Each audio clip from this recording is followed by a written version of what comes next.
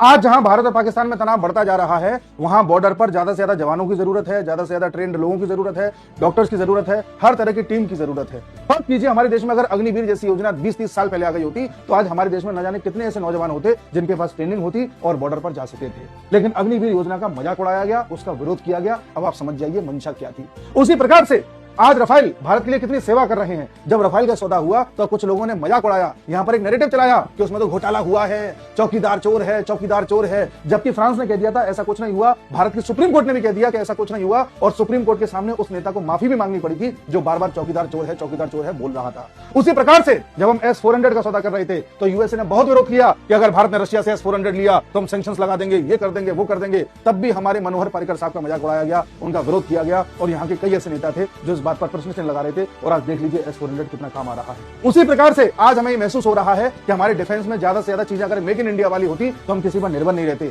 लेकिन जब make in India की बात चल रही थी, आत्मनिर्भर भारत की बात चल रही थी, तो इसी देश में कुछ नेता थे जो बार बार इसका विरोध कर रहे थे। कभी मेक इन इंडिया को बब्बर शेर बताते थे, कभी कुछ बताते थे। अब वो नेता लोग, वो लोग किसकी मदद कर रहे थे, आप खुद फैसला करिए। वर्तमान परिस्थिति में भी इस देश में कई ऐसे लोग हैं, कई पत्रकार हैं, कई मीडिया वाले ऐसे हैं जो जानबूझ करके नैरेटिव चला रहे हैं कि हमें युद्ध नहीं लड़ना चाहिए, डीएस्केलेट करिए, युद्ध को आगे मत बढ़ाइए। और ये वही लोग हैं जो 4 दिन पहले मोदी से कह रहे थे कि तुमने कुछ क्यों नहीं किया, तुमने कोई एक्शन क्यों नहीं लिया, मोदी चुप क्यों है। ये लोग बिल्कुल दोगले लोग हैं और इनकी बातों से देश को बिल्कुल फायदा नहीं होता। ये सिर्फ लोगों का ब्रेन वॉश करते हैं, और इस देश में कई लोग ऐसे हैं जो ब्रेन वॉश्ड हो चुके हैं और ब्रेन वॉश्ड बने रहना चाहते हैं।